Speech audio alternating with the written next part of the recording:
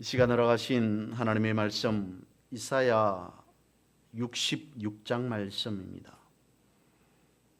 구약성경 1048쪽 이사야 66장 10절에서 14절까지의 말씀 찾으셔서 한 절씩 번갈아 읽으시겠습니다.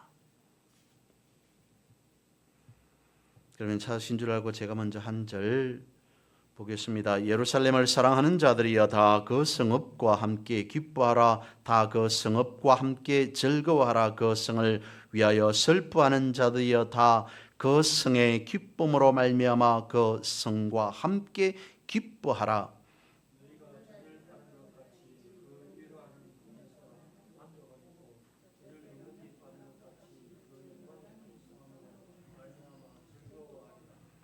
여호와께서 이와 같이 말씀하시되 보라 내가 그에게 평강을 강같이 그에게 뭇나라의 영광을 넘치는 시내같이 주리니 너희가 그 성읍에 젖을 빨 것이며 너희가 옆에 안기며 그 무릎에서 놀 것이라.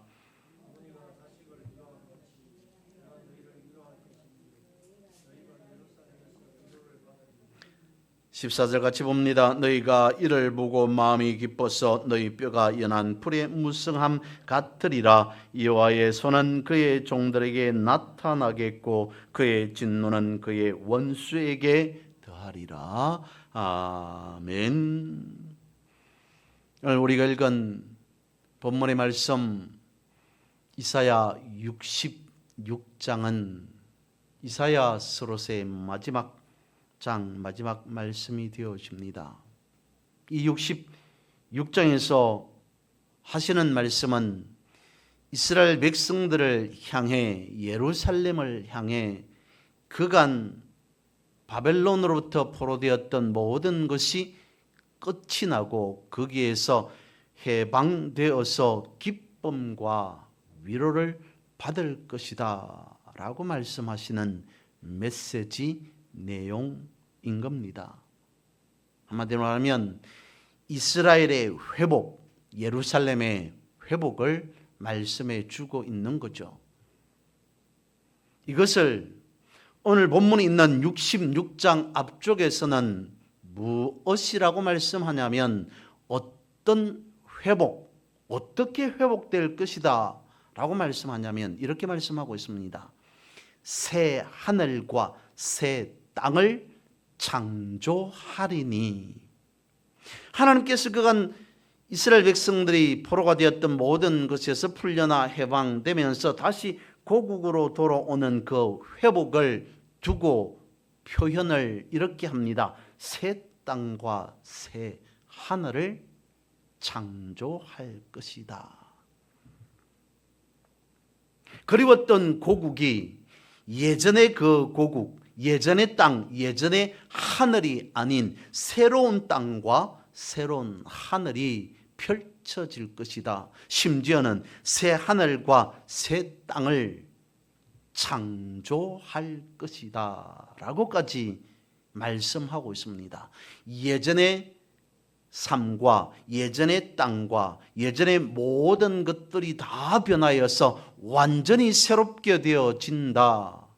완전한 새로운 회복, 그것을 두고 이사야 65장에서는 그와 같이 말씀하고 있다는 거죠. 여러분, 새 하늘과 새 땅은 어디에서 다시 말씀하고 있습니까? 요한 계시록에서 새 하늘과 새 땅을 언급하고 있습니다. 수천 년 전 이사야 선지자를 통해서 하셨던 그 말씀이 다시 시간이 지나서 요한이라고 하는 사도에게도 다시 메시지를 주십니다. 하나님께서 이 땅을 회복해 하실 것인데 어떻게 회복하시냐면 새 하늘과 새 땅으로 회복하실 것이다 라고 말씀하고 있습니다. 이것이 무엇을 의미하고 있는 것일까요? 이사야 선지자에게 사도 요한에게 이어서 말씀하고 있다는 것은 오랜 역사를 통해서 오랜 시간을 통해서 새 하늘과 새 땅을 말씀하고 있다는 것은 지금도 여전히 하나님은 우리를 회복선상에 두고 계신다라고 하는 것을 의미하고 있다는 거죠. 오늘 본문의 말씀은 이와 같이 시작하고 있습니다. 예루살렘을 사랑하는 자여 라고 시작하고 있습니다.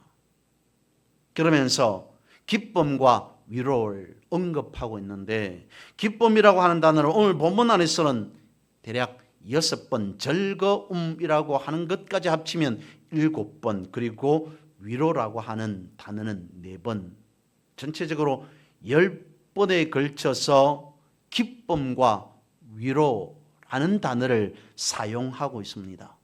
예루살렘을 사랑하는 자들이여 너희들은 기뻐하고 위로를 받을 것이다 라고 하는 말씀을 계속 거듭거듭 반복하고 있습니다. 강조하고 있다는 거죠. 하나님의 뜻은 이와 같을 것이다, 회복할 것이다 라고 하면서 먼저 이스라엘 백성들을 위로하고 기뻐하게 할 것이다 라는 단어를 반복 사용하고 있다는 것은 틀림없는 약속이다 라는 것을 계속 주입시켜 주고 있다는 겁니다. 그러면서 예루살렘을 사랑하는 자들이여 라고 언급하고 있으니 이것은 한 개인, 한 부분, 특정한 대상이라기보다는 이스라엘 공동체 전체를 의미하고 있다는 거죠.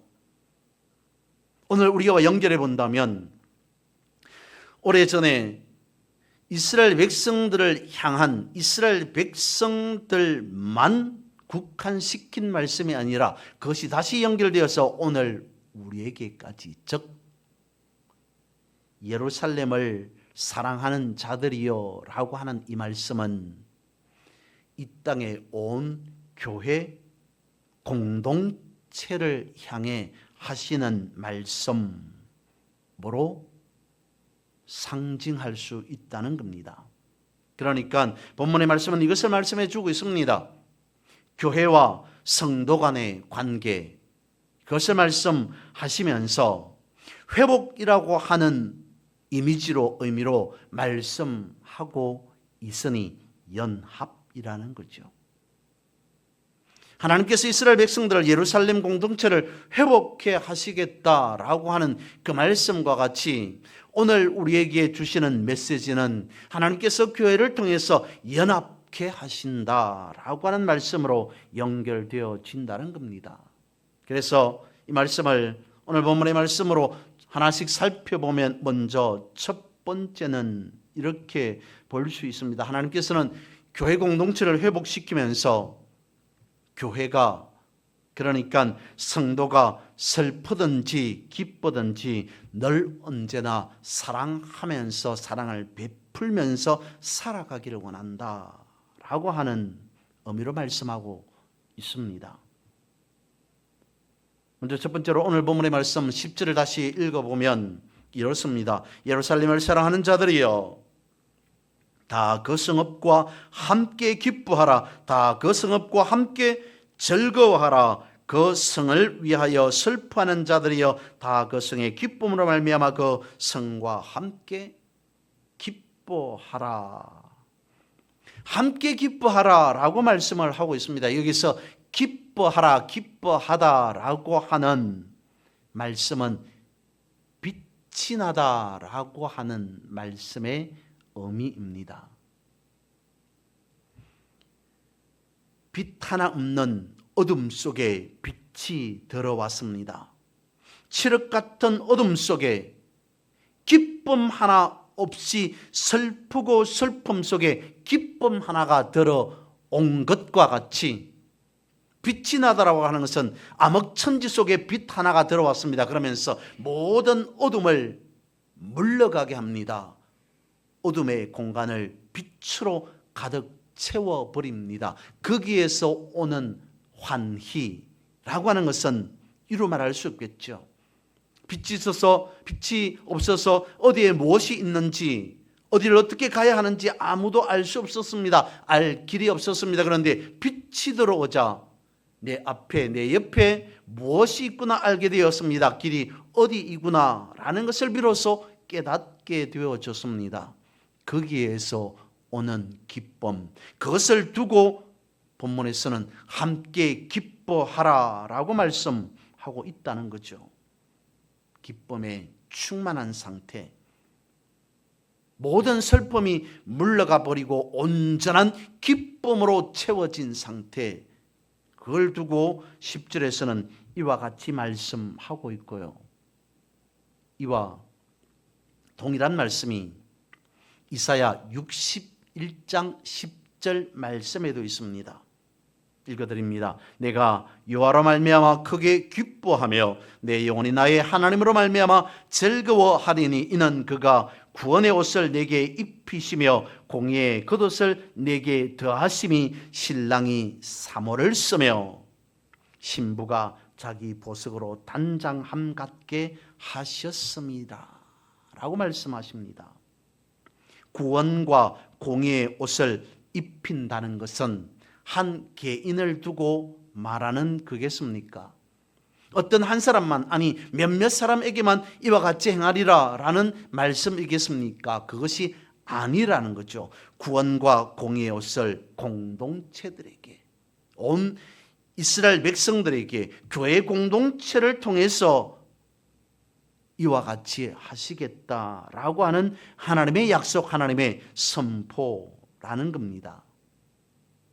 그런데 그것이 어떻게 되어진다고요? 뒤에도 말씀드리겠습니다만 이렇게 말씀하고 있습니다. 여호와로 말미암아, 하나님으로 말미암아, 여호와로 말미암아 하나님으로 말미암아 구원의 옷을 입게 되고 공의의 겉옷을 더하게 되어질 것이다. 하나님으로 라고 하는 것을 우리가 먼저 기억할 필요가 있습니다. 아무튼 구원의 옷과 공의의 옷이 교회 공동체를 통해서 덧입혀진다는 것은 결국 교회 공동체를 통해서 하나님께서는 기뻐하게, 즐거워하게 해 줄 것이다 라고 하는 것을 말씀해 주고 있습니다. 교회를 통한 기쁨, 교회를 통한 회복이 하나님의 뜻임을 가르쳐 주고 있습니다. 군포의 한 교회 목사님이 이런 글을 썼습니다. 이런 교회는 나가지 말라라고 하는 제목으로 쭉 쓰여 있는데 거기에 있는 몇 가지를 살펴보면 이렇습니다. 어떤 교회는 나가서는 안 된다라고 말하냐면, 첫 번째는 예수님이 왕인 교회가 아니라 사람이 왕처럼 보이는 교회. 두 번째로는 성경의 말씀은 들리지 않고 성경의 가치대로 살려는 씨름의 흔적은 없고 정치의 대비는 노릇하는 교회. 세 번째로는 교회를 사유화하고 자기중심적으로 성경을 왜곡하여 가르치는 엄밀한 어두움의 사람들이 미혹하는 곳과 이단과 사이비에는 나가지 말라라고 글을 썼습니다.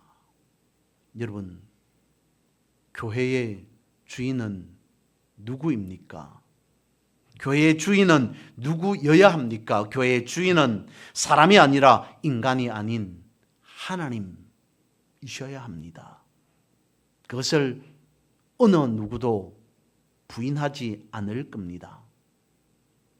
하나님이 계시기에 우리가 존재하는 것이지, 우리가 있기에 하나님이 계신 것 절대로 아니라는 겁니다. 교회 안에 주인의 자리를 탐한다는 것은 곧 동산의 주인인, 에덴 동산의 주인인 하나님을 몰아내고 그 자리를 대신 사탄이 차지하려 하는 것과 무엇이 다르겠습니까? 그래서 교회의 회복은 매우 중요하다는 거죠. 두 번째로 살펴볼 것은 하나님께서 교회를 풍성하게 채우시기를 원하신다. 11절에서 13절에 해당하는 말씀이 되어지는데요. 먼저 11절 말씀을 보면 이렇습니다. 내가 젖을 빠는 것 같이 그 위로하는 품에서 만족하겠고 젖을 넉넉히 빤 것 같이 그 영광의 풍성함으로 말미암아 즐거워하리라 라고 말씀하십니다. 하나님께서 바라시는, 하나님께서 뜻하시는 가장 아름다운 모습, 그것을 오늘 본문의 말씀에서는 이사야 66장에서는 이와 같이 말씀하고 있습니다. 어머니와 젖먹는 아이와의 관계, 그것으로 비유하고 있습니다. 상징해 두고 있습니다. 젖먹이에는 자신에게 영양을 공급해 줄 수 있는 어머니가 있고, 어머니에게는 아낌없이 사랑할 수 있는 자신의 아이가 있고, 이를 어떻게 한 어머니와 한 아이라고 말할 수 있겠습니까? 가장 하나님께서 바라고 소망하시는 아름다운 가정 공동체, 그것을 하나님께서 원하신다. 그것을 오늘 본문에서는 이와 같이 말씀하고 있는 것 아니겠습니까? 가장 아름다운 가정이라고 하는 공동체, 하나님 보시기에 가장 아름다운 모습, 그것을 비유적으로 아이와 어머니라고 하는 모습으로 표현하고 있지 않을까 싶습니다. 그렇다면 이것을 조금 더 확대해 보면 무엇이 되어지겠습니까? 하나님께서 바라보시는 가장 이상적인 가정의 모습이라고 하는 것은 하나님께서 바라보시는 가장 이상적인 예루살렘의 모습, 하나님께서 바라보시는 가장 이상적인 이스라엘의 모습, 조금 더 나아가 보면 하나님께서 바라보시는 가장 이상적인 에덴 동산의 모습, 어쩌면 하나님께서는 그렇게 계획 뜻하셨을 겁니다. 아담과 하와를 지으시고 하와가 그의 자녀를 품에 안고 젖먹이는 모습, 그를 생각하면서 계획하시면서 하나님께서는 아담과 하와를 위해 에덴 동산을 짓지 않았을까? 그런데 사람들은, 아담과 하와는 그렇지 않았습니다. 그래서 이사야 본문의 말씀에 와서 그것을 하나님께서는 생각하면서 이사야 선지자를 통해서, 그리고 이스라엘 백성들이 오늘 우리에게 이와 같이 비유적으로 상징적으로 말씀해 놓고 있는 것이 아닌가.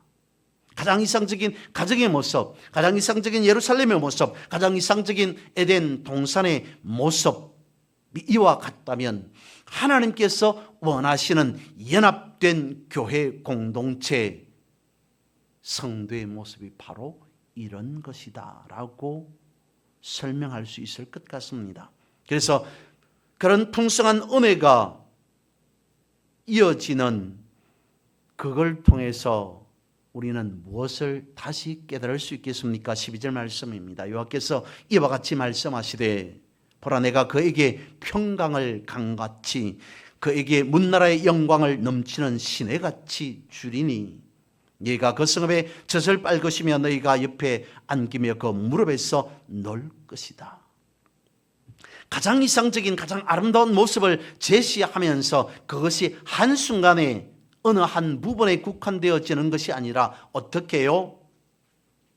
강같이, 평강이라고 말하고 있습니다. 하나님께서 주시는 축복, 하나님께서 주시는 은혜가 한순간만이 아니라 어떻게 되어진다고요? 강같이, 시내같이라고 말씀하시는 것은 지속적으로, 영구적으로라는 겁니다. 하나님께서 우리에게 허락해 주시는 은혜가, 평강이 강같이, 시내같이 지속적으로 흘러 넘치듯이 주어질 것이다, 허락할 것이다 라고 말씀하고 있습니다. 계속적으로 이어진다는 것이죠. 끊어지지 않는다는 것을 말씀해 주고 있습니다. 아멘이십니까? 생각해 보시죠. 나에게 지금까지 살아오는 내 믿음의 인생 속에서 하나님의 평강이 강같이, 시내같이 끊이지 아니하고 지속적으로 주어졌습니까? 라고 다시 묻는다면 이 말씀 앞에 아멘 할 수 있겠습니까? 그렇게 생각되어지지 않을까요?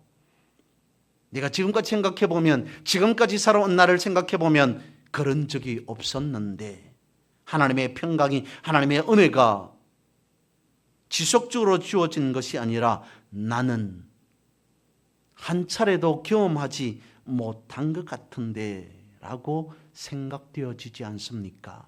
바로 이를 지적하기 위해서입니다. 조금 전에 이사야 61장 10절에서 그와 같이 말씀을 드렸습니다. 여호와로 말미암아 하나님으로 말미암아 구원의 옷을 입히며 공의의 겉옷을 더하리라. 우리가 구원받는 것이, 우리가 하나님의 은혜, 하나님의 공의, 하나님의 평강을 받는 것이 내 의지에서, 내 노력으로, 우리의 헌신으로 주어진답니까? 아니라는 거죠. 분명히 말씀하고 있습니다. 무엇으로요? 여호와로 말미암아, 하나님으로 말미암아, 하나님께서 우리에게 주심으로, 즉 나는 하나님으로부터 은혜와 평강을 단 한 차례도 받지 못했다라고 말하는 순간 그 기준이 누구에게 있냐면 나에게 있다는 거죠. 하나님의 기준으로 분명히 평강이, 은혜가, 축복이 강같이 시내같이 이어질 것이다, 지속될 것이다 라고 말씀하셨음에도 불구하고, 그럼에도 내 기준으로 생각할 때 나는 하나님의 평강을 받은 적이 없습니다. 나는 하나님의 은혜를, 하나님의 축복을 받은 역사가 없습니다. 내 기준으로 생각해버리고 내 기준으로 말해버린다는 거죠. 다시 말씀을 드립니다. 여호와로 말미암아, 하나님으로 말미암아, 내 기준이 아닌 하나님의 기준에서 강같이 시내같이 이어짐을 우리는 분명히 기억하셔야 합니다. 다시 말씀을 드리면 하나님 안에, 예수 그리스도 안에서 이를 바라볼 수 있어야 한다는 거죠. 절대로 밖이 아니라는 겁니다. 하나님 밖에서, 예수 그리스도 밖에서 평강을 생각하면 전혀 이해가 되어지지 않습니다. 바깥 기준이 아니라 하나님, 예수 그리스도 안, 이 기준이라는 겁니다. 그것을 베드로전서에서는 이와 같이 말씀하고 있습니다. 갓난 아기들같이 순전하고 신령한 젖을 사모하라. 이는 그로 말미암아 너희로 구원에 이르도록 자라게 하려 함이라. 무엇이라고 말씀하고 있다고요? 신령한 젖을 사모하라. 오늘 본문에 있는 말씀과 같이 베드로전서에서도 말씀하고 있습니다. 신령한 젖이란 무엇이겠습니까? 예수 그리스도의 이름, 예수 그리스도로 인한 말씀, 은혜, 이런 것 아니겠습니까? 그것을 어떻게 하라고요? 예수 그리스도의 이름을 내가 먼저 취했고 예수 그리스도의 말씀이 내 안에 생겨난 것이 아닌 순전하고 신령한 젖을 우리가 가지지 못했으니 어떻게 하라고요? 사모하라. 받기를 사모하라 라고 말씀하고 있습니다. 사모해야 한다는 것이죠. 내가 가지고 있는 게 아니라는 겁니다. 내 소유가 아니라는 겁니다. 하나님으로부터, 예수 그리스도로부터 라고 하는 그것을 말씀해 주고 있다는 거죠. 사람이 예수 그리스도의 이름을 사모하지 않으면 다른 걸 사모하게 되어 버립니다. 그래서 시편에서도 이와 같이 말씀하고 있습니다. 여호와께서 자기 백성에게 힘을 주시며 여호와께서 자기 백성에게 평강의 복을 주시리로다. 이사야서에서도 베드로전서에서도 시편에서도 저기에서도 뭐라고 지속적으로 말씀하고 있냐면 여호와께서 힘을, 여호와께서 복을, 여호와로 말미암아 하나님으로 말미암아 신령한 젖을 너희들이 가지지 못했으니 사모하라. 여기저기에서 하나님으로부터 모든 은혜와 평강이, 축복이 공급되어진다는 사실을 깨닫고 구하라, 사모하라 라고 말씀해 주고 있다는 거죠. 그래서 이와 같이 하나님의 평강과 하나님의 영광을 경험하는 성도들에게 부어지는 것은 이와 같습니다. 13절입니다. 어머니가 자식을 위로함 같이 내가 너희를 위로할 것인즉 너희가 예루살렘에서 위로를 받으리니. 오늘 본문에서 13절에서 말씀하고 있는 이 위로라고 하는 히브리어 나함의 말은 번역된 것과 같이 위로라고 하는 말과 더불어서 후회하다라고 하는 말로 쓰여집니다. 위로와 후회하다는 전혀 어울리지 않는 말처럼 보이죠. 하지만 나함이라고 하는 후회하다라고 하는 것은 인간의 모습에서 하는 후회가 아닌 어디까지나 하나님의 측면에서 하는 후회라는 것을 염두에 두고 나함은 후회하다라고 하는 의미로 사용되어집니다. 그러니까 성경에서는 후회하다라고 사용되어지지 않고 이렇게 쓰여집니다. 하나님께서 그 뜻을 돌이키시사. 원래 하나님께서는 누구를 무엇을 심판하려고 했습니다. 그런데 하나님께서 뜻을 돌이키시사 용서해 주십니다 라고 하는 의미가 나함이라는 거죠. 그러면 하나님께서 하나님의 뜻을 돌이키셨으니 인간의 측면에서 생각해 보면 그것은 엄청난 위로일 수밖에 없습니다. 용서일 수밖에 없습니다. 회복일 수밖에 없습니다. 그래서 나함이 사람에게 있어서는 위로가 되고 은혜가 되어진다는 거죠. 13절에서 위로라는 말이 한 번, 두 번, 세 번 역시 연거푸 사용되어집니다. 어떻게 하신다는 겁니까? 충분하고도 완전한 위로, 그것을 말씀해 주고 있다는 거죠. 마지막으로 세 번째, 성도들은 교회에서 힘을 얻고 그리고 세상 속에서 하나님의 백성으로 능력 있는 삶을 살아가기를 원하십니다. 14절입니다. 너희가 이를 보고 마음이 기뻐서 너희 뼈가 연한 풀의 풍성함 같으리라. 여호와의 손은 그의 종들에게 나타나겠고 그의 진노는 그의 원수에게 더하리라. 상반절에서 보여지는 뼈가 무성하다는 것은 건강하여서 생명력이 있으며 번성하게 되어질 것이다 라고 하는 말씀이 되어집니다. 특별히 이사야 선지자는 뼈를 그 앞에 마음이라고 하는 단어와 함께 쓰므로 심리적인 부분과 육체적인 부분을 모두 아우르고 있다는 것이죠. 요즘 말로 하면, 우리의 식으로 표현하면 영육간해라고 하는 그것을 말씀해 주고 있다는 겁니다.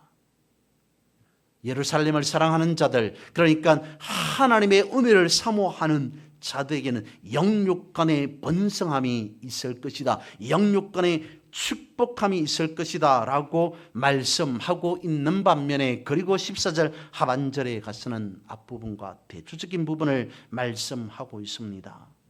여호와의 손은 그의 종들에게 나타나겠고 그의 진노는 그의 원수에게 더하리라.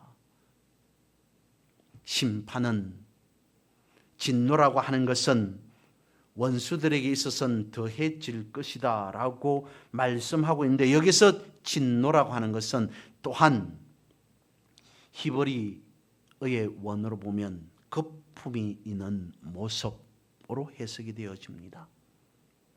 엄청나게 크게 분노하는 모습, 그것을 오늘 본문에서는 진노라고 말하고 있는 것이죠. 어디에 있어요? 하나님의 안에서가 아닌 하나님의 밖에서, 어둠의 영역이라는 겁니다. 그러면 하나님 안에서는 빛이 있는데 하나님 밖에서는 빛이 없습니다. 어둠의 영역에서는 하나님의 진노가 없어도, 굳이 하나님께서 진노하지 않으셔도, 심판하지 않으셔도 저절로 진노되는 상황이라고 볼 수 있지 않겠습니까? 그래서 공동체를 향해서 연합하라 라고 하는 의미로 이와 같이 말씀하고 있다는 겁니다. 그것을 오늘 본문에서는 예루살렘을 사랑하는 자들이요 라고 말씀하고 있다는 거죠. 여러분, 오늘 본문의 이 말씀이 듣는 나에게는, 우리에게는 어떻게 여겨집니까? 하나님의 중한 말씀으로 받아들여집니까? 아니면 경하게 가볍게 기록된 말씀이니까, 오래 배웠으니까 라는 식으로 생각되어지십니까? 정리하듯이 마지막으로 이 말씀을 한번 드리고자 합니다. 오래전에는 상상할 수 없었던 일들이 지금에는 너무도 당연시 되어지는 것들이 상당히 많죠. 의술이 발달되고 과학이 발달되므로 예전에는 말 그대로 상상할 수 없었던 일들이 지금에서는, 오늘날에서는 너무도 당연시 되어지는 일들 중에 하나가, 한 부분으로 말씀을 드려보면 하나가 전화이지 않을까 싶습니다. 전화가 없던 시절에는 멀리 떨어져 있는 사람과 대화를 할 수 없었습니다. 단지 신호만 보여서 그 신호로 짐작할 수 있었던 시대가 있었죠. 그런데 오늘날은 아무리 멀리 떨어져 있는, 수백 수천 킬로 떨어져 있는 사람이라 할지라도 바로 옆에서 이야기하듯이 통화를 할 수 있습니다. 오늘날에는, 예전에는 상상할 수 없었던 것이 오늘날에는 너무도 당연시 되어집니다. 무엇으로 그것이 가능하게 되어집니까? 아주 굵지도 않습니다. 가느다란 선 하나로 수백 킬로, 수천 킬로 떨어져 있는 사람과 마치 옆에서 대화하듯이 말할 수 있습니다.